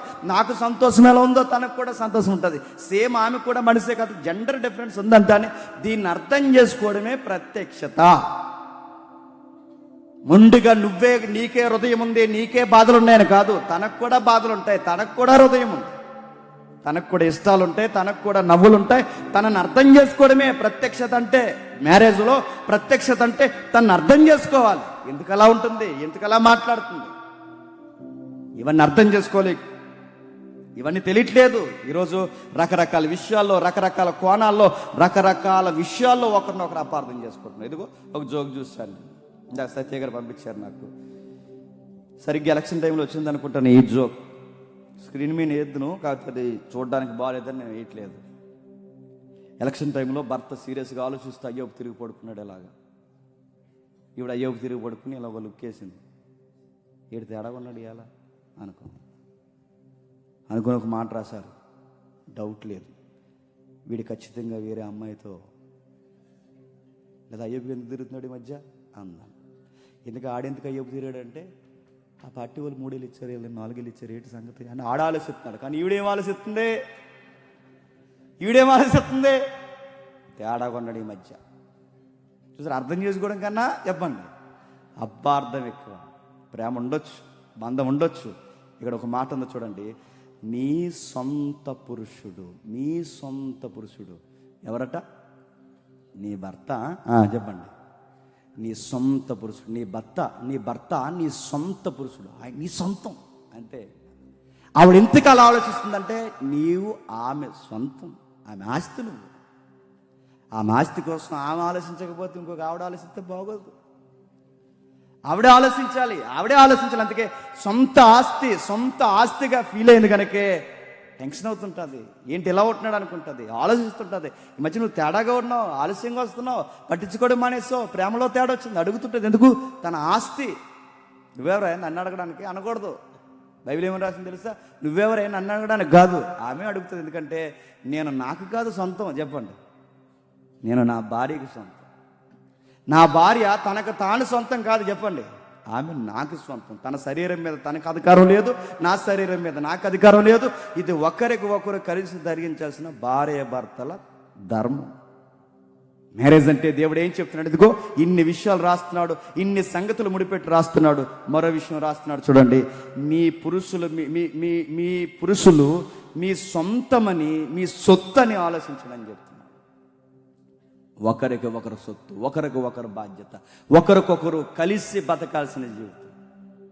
ఇవేమీ తెలియకుండా మ్యారేజ్లో ఇటీవల కాలంలో జరుగుతున్నది ఏంటో తెలుసా? ఇదిగో ఈ రెవల్యూషన్ లేదు, ఈ రిలేషన్షిప్ లేదు, చివరికి రెజరెక్షన్ అర్థం చేసుకునే తత్వం లేదు. రెజరెక్షన్ అంటే పునరుద్ధానం అండి. అది ఫ్యామిలీలో ఎలా వర్తిస్తుంది అంటే, ప్రతిదినం నా ఆహాన్ని, ప్రతిదినం నా పొగర్ని, ప్రతిదినం నన్ను నేను చంపుకుంటే కానీ నా భార్యతో తినంగా నేను కాపురం చేయలేను. ప్రతిరోజు నన్ను నేను తగ్గించుకుంటే కానీ, నన్ను నేను చంపుకుంటే కానీ నా భార్యతో నేను జీవితం గడపలేను. నేను ప్రతిరోజు నా ఆహాన్ని, నా పొగర్ని చంపుకోవాలి, మళ్ళీ నూతనంగా పుట్టాలి. ఏమీ ఎరగనట్టు వచ్చి సర్లే జరిగింది ఏదో జరిగిందని అనాలి. అలా నూతనంగా మళ్ళీ తనతో నేను కలవకపోతే ఆ బంధము నిలబడదు. దాన్నే రెవల్యూషన్, దాన్నే రెజరెక్షన్ అన్నమాట. పునరుద్ధానానికి అర్థం ఏంటంటే, ఇదిగో నా భార్య కొరకు నేను తన కొరకు నన్ను నేను అప్పగించుకుంటున్నాను. ఆ 32వ వచనంలో అదే చూడండి, త్వరగా ముగిద్దాం. 32వ వచనంలో 5వ అధ్యాయం 32వ వచనం, ఈ మర్మము గొప్పది, అయితే నేను క్రీస్తును గూర్చియు సంఘమును గూర్చియు చెప్పుచున్నాను. మెట్టుకు మీలో ప్రతి పురుషుడును తనను వలె తన భార్యను ప్రేమింపవలెను.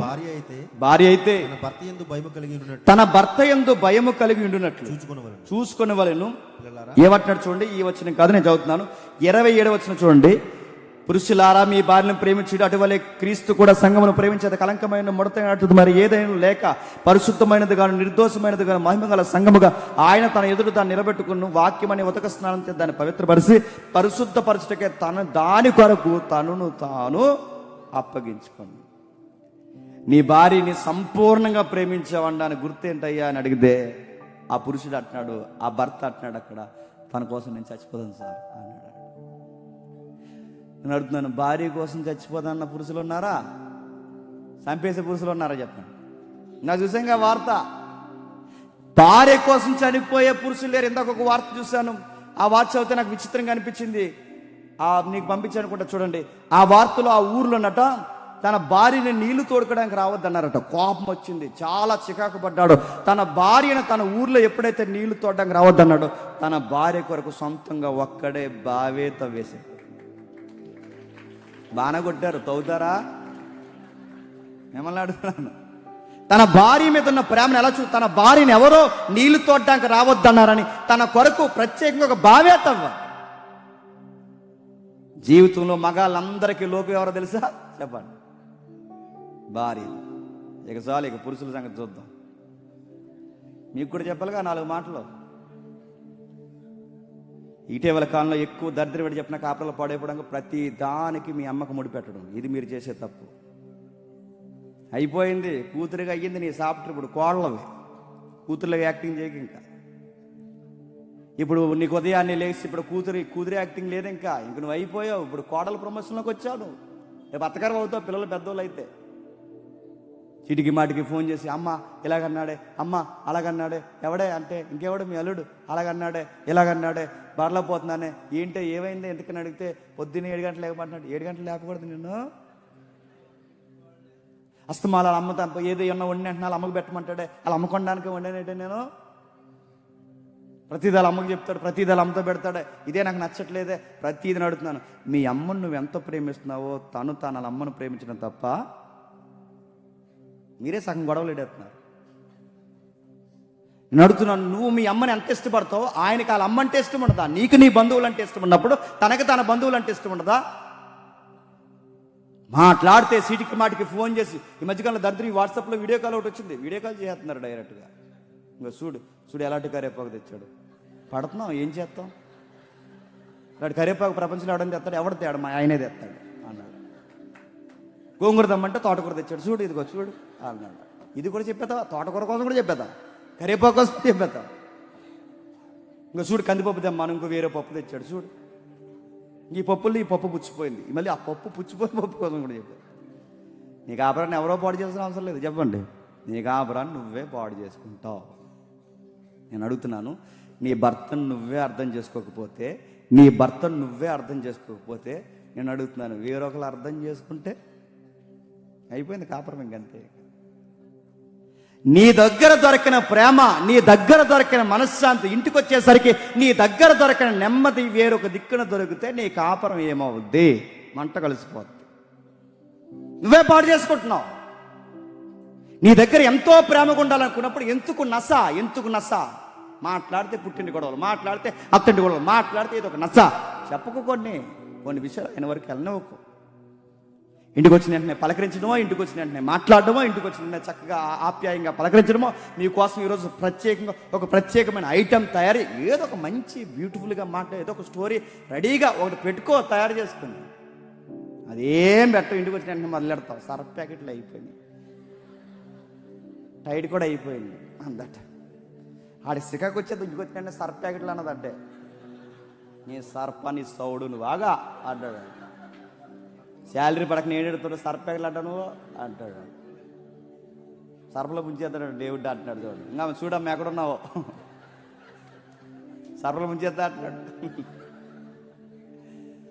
భార్య భర్తని పెడుతున్నాను. పెద్ద కుటుంబాలు విడిపోవడం పెద్ద కారణాలు ఉండవండి. ఇవే అర్థం చేసుకోవడంలో ఈ లోపాలే, ఇవే డిస్టర్బెన్స్. భార్య భర్తలు ఇద్దరు ఎప్పుడు గుర్తుపెట్టుకుని ఇద్దరు మెచ్యూరిటీగా ఉంటారండి. ఎవరో ఒకరు తక్కువలో ఉంటారు, ఎవరో ఒకరే మెచ్యూరిటీగా ఉంటారు. ఈ మెచ్యూరిటీ ఉన్నవారు మెచ్యూరిటీ లేని వాళ్ళని అర్థం చేసుకోవడమేనండి కాపురం అంటే. అదే కాపురం అంటే. నా భార్య ఎప్పుడు నాలాగుంటే నేను నా భార్యని ఎందుకు చేసుకుంటానండి? ఇప్పుడు నా భార్య కూడా సేమ్ నాలాగుంటే వాడు మరో జేమ్స్ అవుతాడు తప్ప నా భార్య ఎందుకు అవుద్ది? భర్త సేమ్ తనలాగే ఉండాలనుకుంటే ఆమె మరొక జాస్మిన్ అవుతుంది తప్ప జేమ్స్ ఎందుకు అవుతాడు? అది అర్థం అవ్వాలిగా. నాలాగా ఆలోచించట్లేదు, నీలాగా ఆలోచించడు ఆయన పురుషుడు, నీలాగా ఆలోచించలేదు ఆమె స్త్రీ, ఆమె అలాగే ఆలోచిస్తుంది, నువ్వు ఇలాగా ఆలోచిస్తావు. మీ ఇద్దరిని ఒకరొకరు అర్థం చేసుకోవడమే కాపురం అంటే. నువ్వు నాలాగుండంటే నాలాగే ఉంటే తన్నెందుకు నేను చేసుకోవడం, తనలాగే నేనుంటే నన్నెందుకు తను చేసుకోవడం? భార్య భర్తలుగా ఒకరినొకరు గౌరవించుకోవాలి, ఒకరినొకరు ప్రేమించుకోవాలి.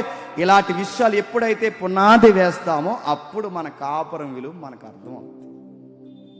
భార్యలుగా మీ ధర్మాలు అందుకే చెప్తాడు, భార్యగా మీ ధర్మాలు మీరు జరిగించాలి, భర్తలుగా మీ ధర్మాలు జరిగించాలి. అందుకే నేను ఎప్పుడో పరమగీతాలు చెప్పాను, ఎంత బ్యూటిఫుల్గా ఉంటుందండి ఆ సంసారం చూస్తుంటే.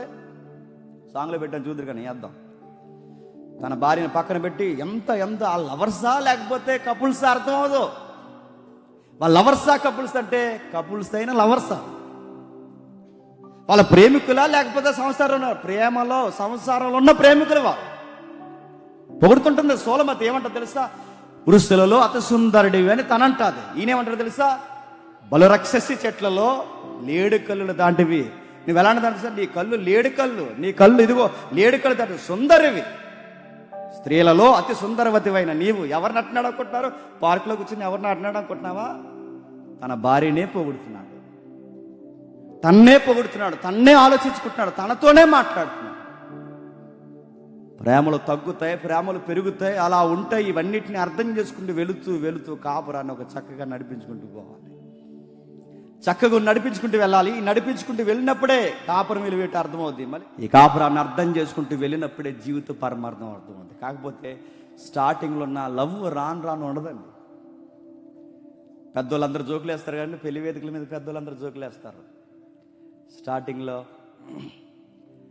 అల్వా అన్నాడంట, అంతే. అల్వా అని అడిగిందంట, అంతే. రెడీ అయిపోతున్నారంట, ప్యాంటు షర్ట్ వేసుకుని స్టక్ చేసుకుని. ఎక్కడికండి వెళ్తున్నారంటే అల్వా దమ్మనగా అమెరికా వెళ్తున్నా అన్నాడు. అల్వాకి అమెరికా పోతావు, బజ్జీకి బెంగళూరు పోతావు.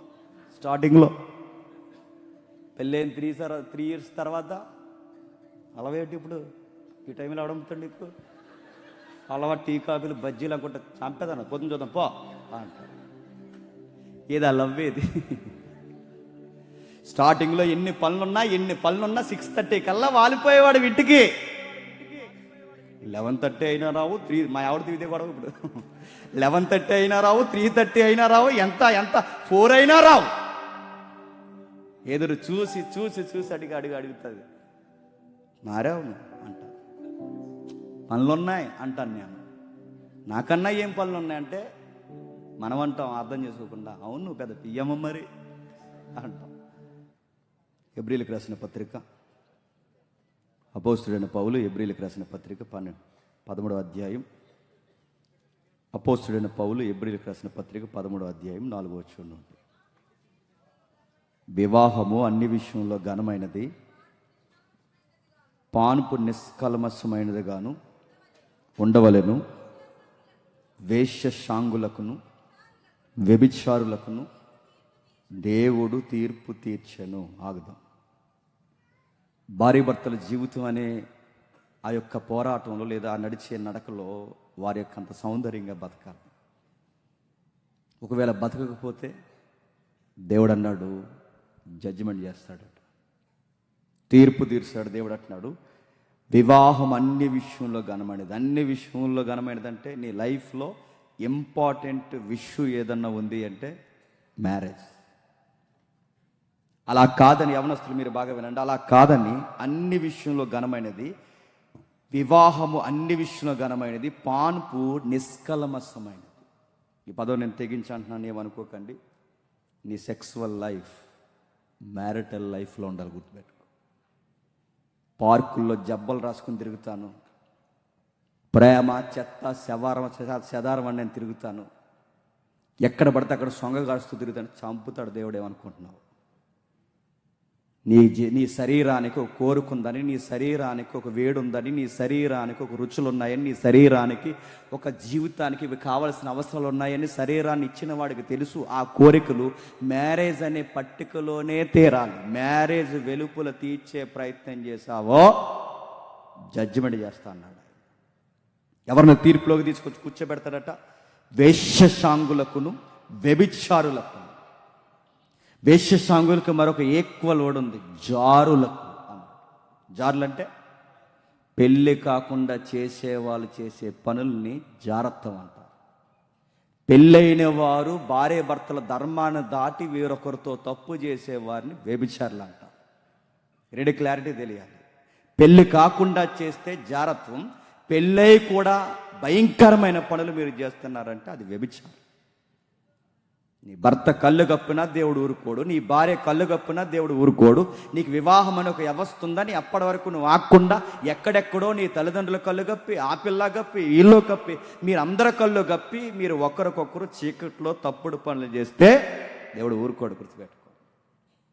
వివాహ వ్యవస్థలో నీ కోరికలు తీర్చుకోలేదు, దానికి ఒక బంధం ఉంది. ఇందాక మీరు రెఫరెన్స్ చూసారు లేదో, ఇదిగో నీ యవ్వన కాలపు భార్య యందు నీ యవ్వన కాలపు భార్య కౌగిలిలో సంతోషించు, అది రూల్ అంతే.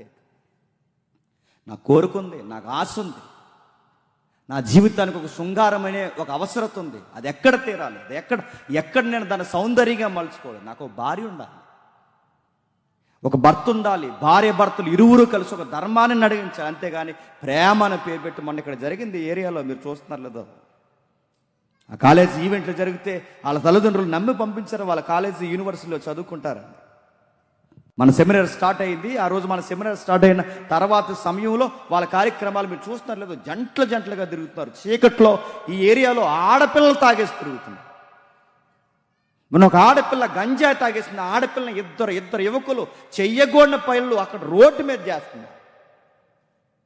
ఇప్పుడు మీ నాన్న తెలియకపోవచ్చు, మీ అమ్మకు తెలియకపోవచ్చు, ఇప్పుడు తెలియకపోవచ్చు. గుర్తుపెట్టుకో, ఎవడకి తెలియకూడదు అనుకుంటో రేపు పొద్దున్న కట్టుకున్న వాడికి తెలుస్తుంది. ఆ రోజు స్టార్ట్ అవుద్ది రగడ. గుర్తుపెట్టుకో, ఈ రోజు నీ ఇష్టానుసారంగా తిరిగేస్తానంటే రేపు పొద్దున్న నీ ఇష్టం వచ్చినట్టు చిత్త కార్తీక కుక్కలాగా ఈదులంటే తిరిగి నీకు మాత్రం ఉత్తమ భార్య వచ్చేయాలంటే ఎట్లా వస్తుంది?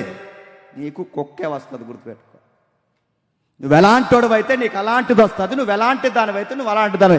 దేవుడికి తెలుసు ఎవడికి ఎలా జడ్జిమెంట్ అవ్వాలి, ఎవరికి ఎలా తీర్పు తీర్చాలో దేవుడికి. అందుకే జాగ్రత్త. కోరికలు వస్తున్నాయా? వయసు వచ్చిందా? పాపం జరిగే అవకాశం ఉందా? పౌలు గారు అన్నమాట, ప్రతి వానికి సొంత భార్య ఉండవాలి. అదర్ సైడ్ ప్రతి స్త్రీకి సొంత భర్త ఉండవాలి.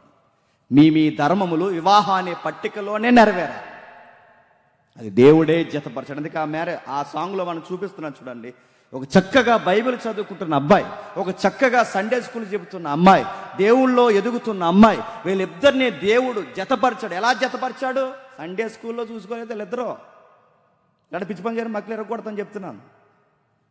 వీళ్ళిద్దరు ఇలా సంఘానికి వచ్చి చూసుకోలేదు, ఇక్కడ సెమినార్కి వచ్చి నువ్వు నన్ను చూడు నేను చూడంటే ఇద్దరు దేవుళ్ళు ఉన్నాం. జేమ్స్ అని అదే చెప్పాడంటే సంపేతను ఎన్నడ పనులు చేశారంటే.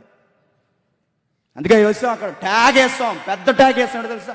పెద్దల సమక్షంలో పెళ్లి చూపు. పెద్దలు ఉండాలి, సంఘం ఉండాలి, పరిశుద్ధుల సహవాసం ఉండాలి. బయట వాళ్ళు ప్రేమించుకోవద్దన్నామని దేవుని పిల్లలు ప్రేమించుకోమని చెబుతున్నావా? మధ్యాహ్నం అడిగాడు ఎవడో ప్రశ్న, చెబుతాను మర్చిపోయాను. మళ్ళీ చెప్తున్నాను, పరిశుద్ధత. పెద్దల సమక్షంలో పెళ్లి చూపులు జరగాలి.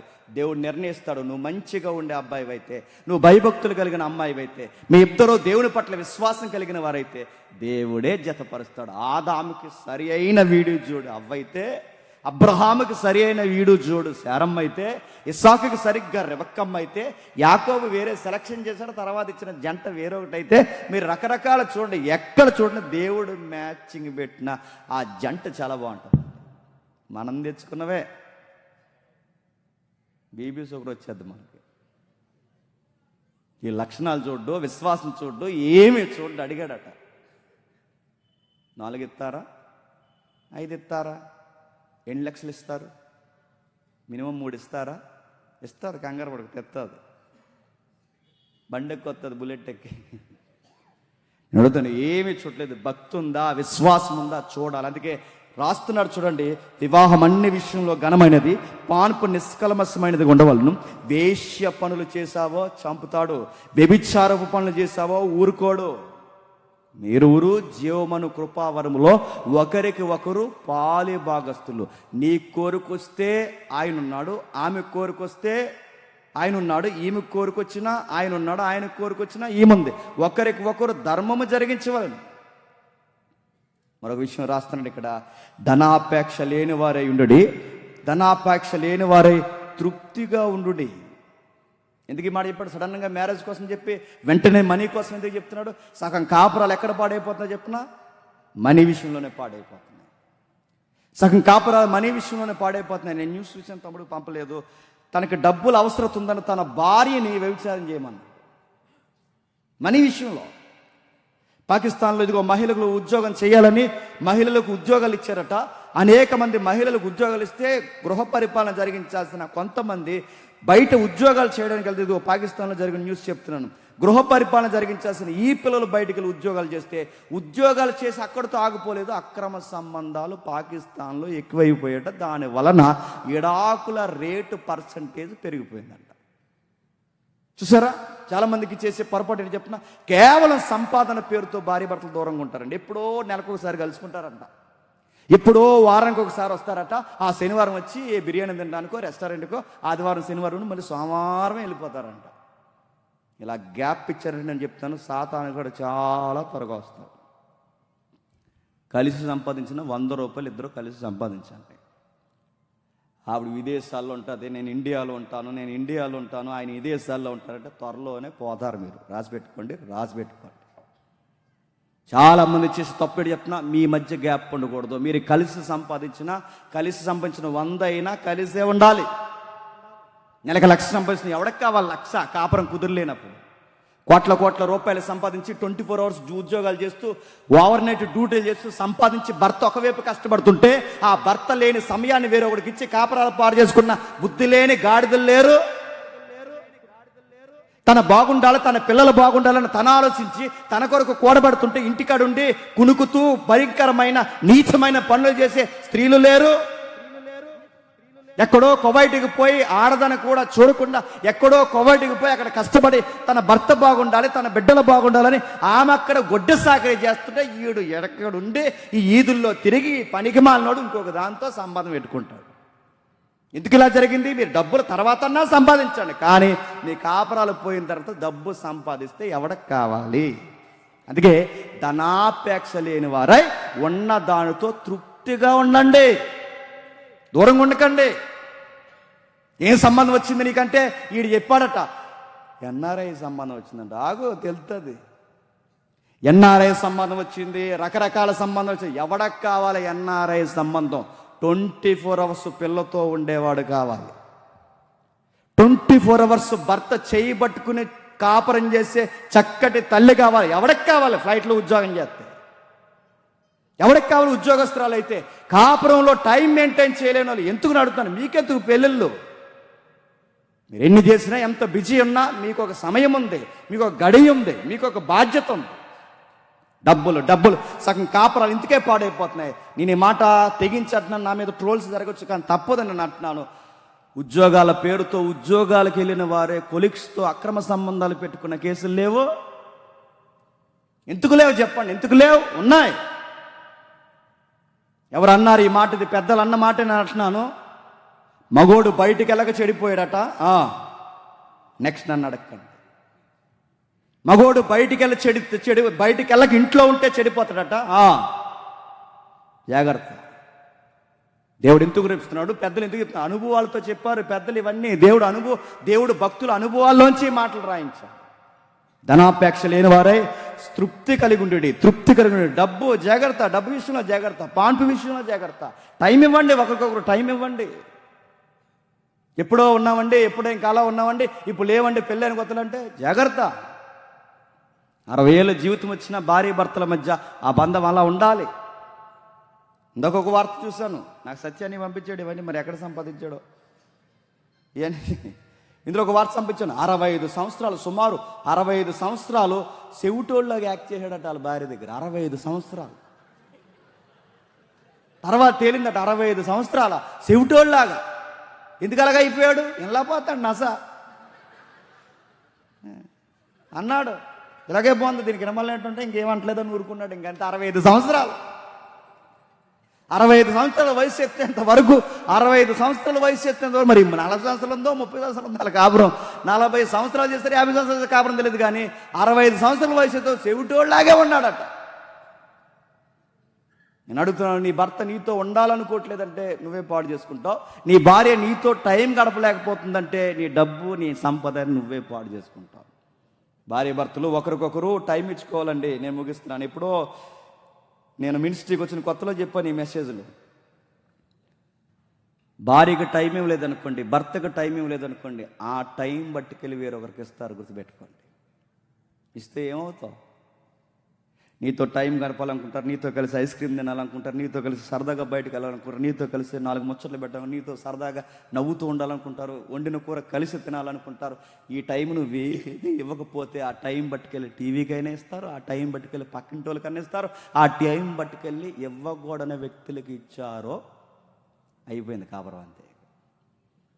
ఇస్తావు, నువ్వు వెళ్ళి ఏం చేస్తావు? తనకు టైం ఇవ్వు. ఏం చేస్తుంది? టైం పాస్కి సీరియల్ చూస్తారు. టైం పాస్ సీరియల్ చూస్తే సీరియల్ ఏమి నేర్పిస్తారు? ప్రకటన గ్రంథం పలానా అధ్యాయంలో ఇలా ఉందని చెబుతారా? ఏమి నేర్పిస్తారు? టీవీలో ఏమి నేర్పిస్తారు? రచ్చబండ నేర్పిస్తారు. ఏమి నేర్పిస్తారు? సీరియల్ నేర్పిస్తారు. సీరియల్ ఏమి నేర్పిస్తారు?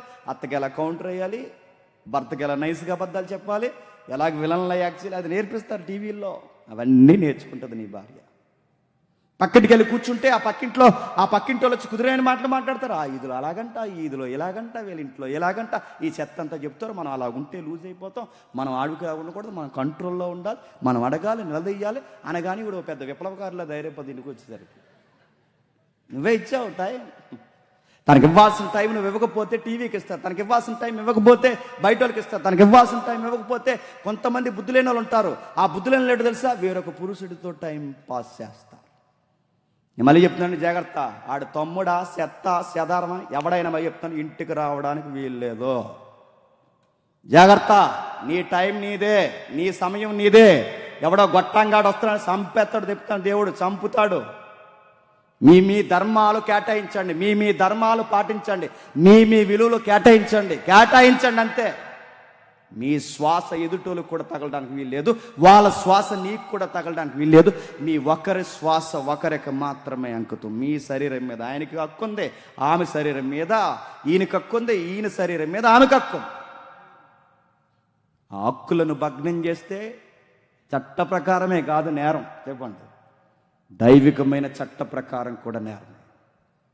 ఈయనకంటున్నాడు, ధనాపేక్ష లేని వారే కలిగిన వారే తృప్తి పొంది ఉండుడి, నిన్ను ఏమాత్రం విడువను, నిన్ను ఎడబాయను అని ఆయన చెప్పుచున్నాడు. ఎప్పుడు విడవడు, ఎప్పుడు వదలడు, ఎప్పుడు దేవుడు తోడుంటాడు. దేవుడు మాట్లాడుతున్నాడు చూడండి. వివాహాన్ని ఘనముగా ఇచ్చితే, పానుపుని నిష్కల్మషంగా మార్చుకుంటే, ధనాపేక్షకు దూరంగా ఉంటే, ఉన్న దానితో తృప్తిగా బతికితే, దేవుడైన నేను నిన్నెప్పటికీ మీ దంపతుల్ని వదలను, ఎడబాయను. ఇది కదా మనకు కావాల్సిన బ్లెస్సింగ్. మిమ్మల్ని వదలను, ఎడబాయను, ఎల్లప్పుడూ నేను ఇది ఉంటాను. ఇదిగో ప్రభువే నాకు సహాయకుడు, నేను భయపడను. నరమాత్రులు నాకేం చేయగలరు? మా అత్త ఏం చేయగలదు, మా మామ ఏం చేయగలడు, లేదా మా అత్త ఏం చేయగలడు, మా మాంగారు ఏం చేయగలడు, ఎవరు మమ్మల్ని ఏం చేయలేదు. ఎందుకంటే మాకు దేవుడే తోడై ఉంది. మనం ఈ విలువలు పాటిస్తే దేవుడు మనకు సహాయకుడుగా ఉంటాడు. ఈ విలువలు పాటిస్తే దేవుడు అంటున్నాడు, ఎల్లప్పుడూ మీకు సహాయకుడుగా ఉంటాడు. ఇదిగో మంచి ధైర్యముతో చెప్పగలవారమై ఉన్నాం. ఎప్పుడు ధనాపేక్ష కోసం వేయడం, వేశ్య పనులు లేవు, వ్యభిచారం పనులు లేవు, వివాహాన్ని ఘనమగించాం, పానుపు నిష్కల్మషంగా మార్చుకున్నాం. అందుకే దేవుడు మాకు తోడై ఉన్నాడు అంటున్నాడు ఇక్కడ. ఈ కాపురంలో, మీ కాపురాల్లో దేవుడు తోడుండాలంటే మళ్ళీ చెప్తున్నాను, నీ జీవితంలో అత్యధికమైన విలువైన వ్యక్తి ఎవరైనా ఉన్నారంటే నీ భర్త. నీ జీవితంలో అత్యధికమైన విలువైన వ్యక్తి ఎవరు ఉన్నారంటే నీ భార్య. మీరు ఒకరి ధర్మములు ఒకరు నడిపించాలి. ముగించేద్దాం. ఎఫెసీ పత్రిక తీయండి. ఎఫెసీలకు రాసిన పత్రిక 5:32 ఎఫెసీలకు రాసిన పత్రిక 5:32 ఈ మర్మము గొప్పది, అయితే క్రీస్తును గూర్చియు సంఘమును గూర్చియు మెట్టికి మీలో ప్రతి పురుషుడు తన వలే తన భార్యను ప్రేమించవలను. ఏం చెప్తున్నాడండి? ఒక ఇంట్లో ఉన్న ఒక పురుషుని చూస్తే ఎవరు గుర్తు రావాలంట బయట వాళ్ళకి?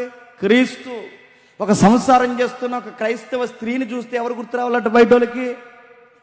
సంఘము. నేను ముగించేస్తున్నాను. అంటే ఒక ఫ్యామిలీ అనేది, ఒక రచయిత ఏమన్నాడు తెలుసా?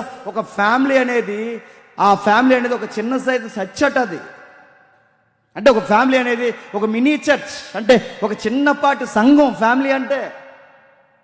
ఒక చిన్నపాటి సంఘంలో ఉండాలంటే ఇందులో ఉన్న పురుషుని చూస్తే ఎవరండి ఇతనంటే అచ్చు క్రీస్తుని పోలి ప్రేమిస్తున్నట్టు అనిపించాలి. ఒక భార్యను చూస్తే సంఘం లోబడుతున్నట్టుగా అనిపించాలి. అందుకే ఈ లోబడ్డం అంటే ఏంటో తెలియాలంటే, ఈ ప్రేమించడం అంటే ఏంటో తెలియాలంటే, ఇలా అర్థం చేసుకోవడం అంటే ఏంటో తెలియాలంటే, ఒకరికొకరు ప్రాణం ఎలా పెట్టుకోవాలో తెలియాలంటే ఖచ్చితంగా గాస్పల్ యొక్క డెప్త్ నీకు తెలియాలి, సువార్త లోతు నీకు తెలియాలి, బైబిల్ బాగా చదవాలి. ఇది చదివినప్పుడు అప్పుడు అర్థమవుద్ది, నా జీవితానికి చెప్పండి ఒక అర్థమే ఉన్నది.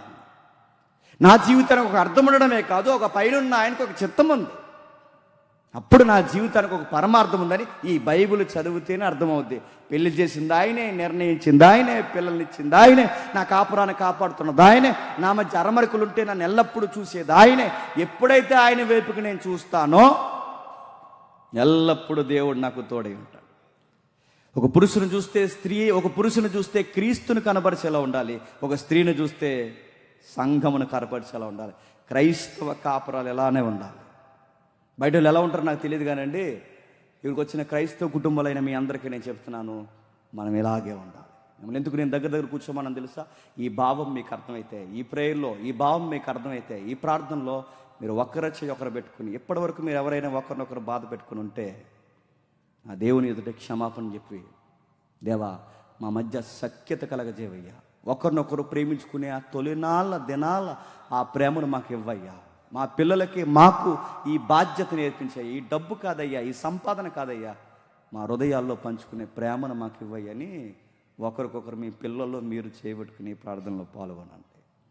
దేవుడు మిమ్మల్ని దీవిస్తాడు. ఎందుకంటే మిమ్మల్ని విడవడు, ఎడబాయుడు. తన వైపుకు చూసి వారి సంసారాన్ని దేవుని చేతుల్లో పెట్టిన ఎవరిని దేవుడు విడవడు, ఎడబాయుడు. అలాగే ప్రార్థన చేయండి.